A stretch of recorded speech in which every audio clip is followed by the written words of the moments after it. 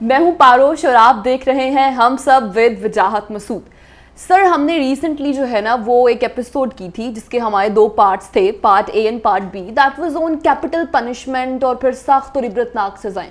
اس کے اوپر ہمیں جی ایک تحریر موصول ہوئی جناب سعید اقبال چیمہ صاحب کی. انہوں نے کچھ سوالات بھیجے ہیں تو میں باری باری آپ سے وہ سارے سوالات پوچھ لیتی ہوں تاکہ ہم ذرا ٹرائی کریں کہ ان کو جواب دیں آج ان کے سوالات کا. انہوں نے لکھا ہے کہ سر آپ بین الاقوامی معاملات کی بصیرت رکھتے ہیں, کیا کوئی ایسی مثال پیش کر سکتے ہیں کہ کسی ملک نے اس بنیاد پر اپنے قوانین میں تبدیلی کی ہو کہ فلاں ملک میں یہ قانون ایسے ہے لہٰذا ہمیں بھی ویسے ہی قانون نافذ کرنا چاہیے؟ چیمہ صاحب کی نوازش ہے کہ انہوں نے بین الاقوامی بصیرت کا اعزاز بخشنے کی کوشش کی. انہیں غالباً معلوم نہیں ہے کہ بین الاقوامی بصیرت کا تو علم نہیں ہے, مقامی بصارت کافی کمزور ہے میری. اس میں 3 نکات تھے جن پہ ان کی توجہ نہیں گئی. ایک تو یہ کہا ہی نہیں گیا کہ سخت سزائیں یا سزائے موت اس لیے ختم کی جائے کہ دوسرے ملکوں نے ختم کر دی ہے. اس کے پیچھے ایک تاریخی تناظر ہے اور وہ یہ ہے کہ انسانی معاشرے میں علم, اقتصادی ضروریات اور جو معاشرتی حرکیات ہوتی ہیں اس کے نتیجے میں انسانی شعور جہاں تک پہنچتا ہے وہ اس زمانے کا, اس عہد کا لیجٹمیٹ ہیومن کوسچن ہوتا ہے. ٹھیک ہے. مثال کے طور پہ یہ تو آپ جانتے ہیں کہ امریکہ میں 1860 سے 1864 تک غلامی کے سوال پہ سول وار لڑی گئی. اب وہ جنگ شمالی ریاستوں نے جیت لی اور پروکلیمیشن آف ایمانسپیشن 1 جنوری 65 کو جاری کر دیا ابراہم لنکن نے. تو انہوں نے دوسرے ملکوں سے تو نہیں کہا کہ آپ بھی یہ کریں غلامی ختم کریں, لیکن غلامی کا ادارہ طے پا گیا کہ انسانی شعور اب اس سطح سے آگے آ گیا ہے جہاں دوسرے انسان کو ایک کموڈیٹی کی طرح سے, ایک معاشی چیز کی طرح سے خریدا اور بیچا جا سکے. ورنہ تو باقاعدہ قوانین تھے. کماری لڑکی کی یہ قیمت ہوگی, نوجوان لڑکے کی یہ قیمت ہوگی, معذور جو ہوگا غلام اس کی یہ قیمت ہوگی, بوڑھے کی یہ قیمت ہوگی, فلاں سو آن اینڈ سو فورتھ. منڈیاں لگتی تھی, نیلام ہوتے تھے. 1852 میں کوئین وکٹوریا انگلینڈ نے ایک ایسا خط لکھا کنگ آف مراکو کو, مراکش کے شاہ کو, کہ ہم نے سنا ہے کہ آپ کی سلطنت میں غلامی کا جو قانون ہے وہ ابھی تک جاری ہے. تو جو جواب آیا وہ بہت دلچسپ تھا. انہوں نے کہا تو کیا یہ کوئی بری بات ہے, ہزاروں برس سے ہو رہا ہے. یہ 1852 میں ایک اوسط ذہن جو روایت میں رچا ہوا ہو اس کا جواب تھا. لیکن 1860 کی دہائی کے بعد سے غلامی ختم ہونا شروع ہوئی. آخری ملک جس نے قانونی طور پہ سزائے سلیوری کو ایبالش کیا وہ سعودی عرب تھا 1964. اور اب ہم جانتے ہیں کہ آج کی دنیا میں سوال ہے کہ بھئی نیو فارمز آف سلیوری بھی ہیں جو اس طرح سے خرید و فروخت نہیں ہے لیکن انسانوں کو کموڈیٹی کے طور پہ استعمال کیا جا رہا ہے. یہ تو ایک مثال میں نے دی. ٹھیک ہو گیا. دوسری بھی لیجیے. جب فرسٹ وار چل رہی تھی, فرسٹ ورلڈ وار, تو اس وقت یورپ, امریکہ, برطانیہ میں عورتیں سفریج کے لیے, یونیورسل سفریج کے لیے, چونکہ انہیں ووٹ کا حق نہیں تھا, تحریک چلا رہی تھی. ٹھیک ہے. اور کہا جاتا کہ اچھا گویا اب عورتیں بھی ووٹ مانگیں گی. اور لندن کی سڑکوں پہ جو پولیس تھی وہ جلوس نکالنے والی عورتوں کو ڈنڈے مارنے کی بجائے ایک اور کام کیا کرتی تھی, وہ سڑک پہ چوہے چھوڑ دیتی تھی. یعنی میں آپ کو ایک جو معاشرے کا عمومی رویہ ہوتا ہے اس کی طرف اشارہ کر رہا ہوں. لیکن پھر برطانیہ میں عورتوں کو ووٹ کا حق ملا, 1929 میں امریکہ میں ووٹ کا حق ملا. اور آپ کو یہ سن کے حیرت ہوگی کہ سوئٹزرلینڈ جیسے ترقی یافتہ ملک میں 1970 میں عورتوں کو ووٹ کا حق ملا.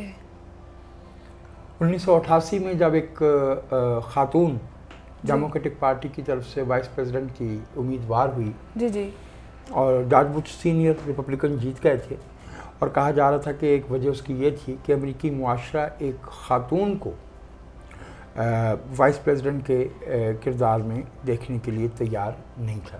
لیکن اب ہم جانتے ہیں کہ آج امریکہ میں نہیں، ہم وائس پریزیڈنٹ ایک خاتون ہے، اینڈ ناٹ جسٹ ایک خاتون، اے وومن آف کلر. اب آل دیز تھنگس یہ تو ہو گئی دو باتیں.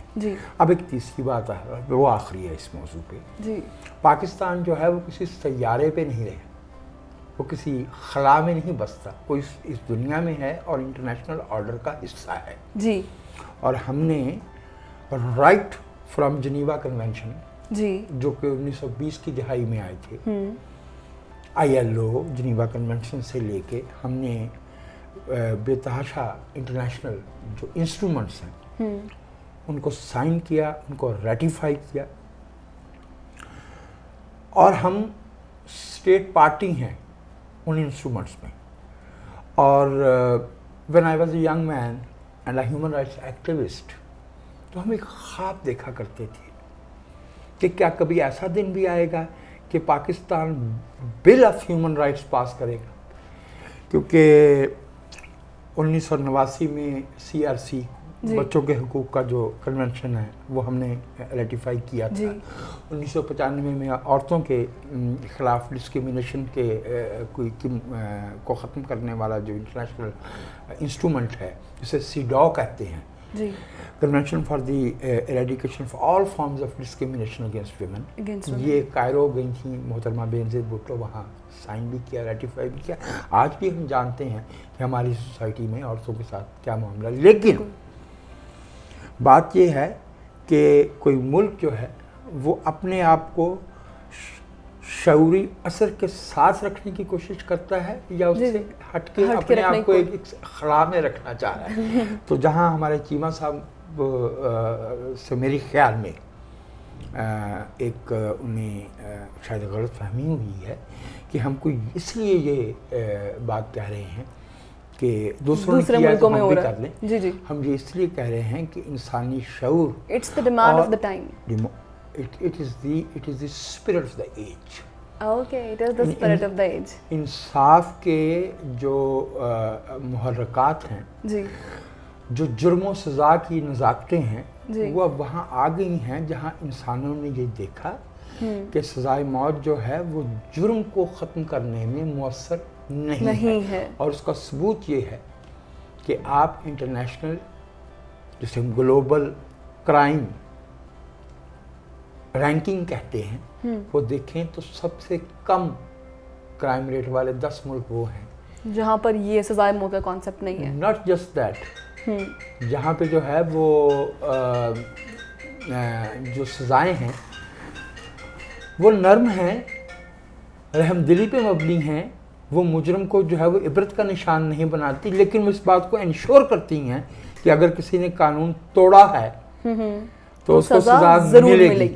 یہ اس کا الٹ وہ ہے کہ جب قصور میں وہ چھوٹی بچی زینب کے ساتھ ناانصافی کا مجرم عمران علی پکڑا جاتا ہے تو ود ویری ایکسیپشنل طریقے سے ایکسپیڈائٹ کر کے اس کو سزائے موت دی جاتی ہے. اور جب 440 شہریوں کو قتل کرنے کا ملزم 1 مہینہ اور اپوش رہنے کے بعد سپریم کورٹ کے سامنے پیش ہوتا ہے تو ہماری عدالت عظمیٰ اس سے یہ بھی نہیں پوچھتی کہ بھائی جان تسی کتنے سو، اور وہ مسکراتے ہوئے تشریف لائے. اور جب ایک آرٹسٹ نے، عدیلہ ہیں، عدیلہ سلمان کراچی سے، انہوں نے 440 کتبے بنائے، ان 440 مظلوموں کی یاد میں جنہیں جعلی پولیس مقابلوں میں قتل کیا گیا، اور وہ ریاست نے قتل کیا کیونکہ ریاست کی وردی پہننے والے نے قتل کیا. تو کچھ لوگوں نے جا کے ان کو نامعلوم افراد کہتے ہیں، ویسے ان کی تصویریں، ان کے سب کچھ موجود ہے. اگر ریاست سنجیدہ ہو تو پکڑنا کچھ مشکل نہیں ہے. بالکل. ان لوگوں نے جا کے ان مجسموں کو، اس انسٹیلیشن کو، وہ بائی اینیل ہو رہا تھا، کراچی بائی اینیل ہو رہا تھا، توڑ دیا. That is a difference. Imran Ali کو ایگزیکیوٹ جو ہے وہ زینب کے ساتھ ناانصافی پہ نہیں کیا گیا ہے.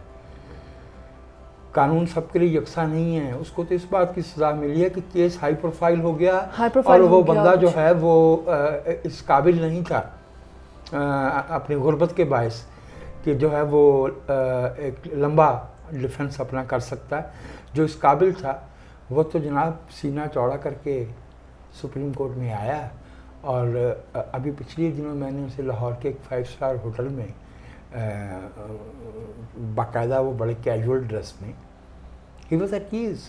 ہی نیو جہاں سزائیں سخت ہوتی ہیں وہاں دراصل ریاست شہریوں کو انصاف نہیں دینا چاہتی، ریاست شہریوں کو ٹیررائز کرنا چاہتی ہے. یہ بات ہمارے چیمہ صاحب جو ہے وہ نہیں سمجھ پا رہے تھے. وہ ابھی تک میرے خیال میں وہ جو ہے نا خاص ہے ترکیب میں پورا مصرع نہیں پڑھ رہا، وہ خاص ترکیب کی اس میں بیٹھے. ان بیچاروں کا قصور نہیں ہے، یہ ان کے اساتذہ کا قصور ہے، اور ان نصابی کتابوں کا قصور ہے جنہوں نے یہ تصورات دیے.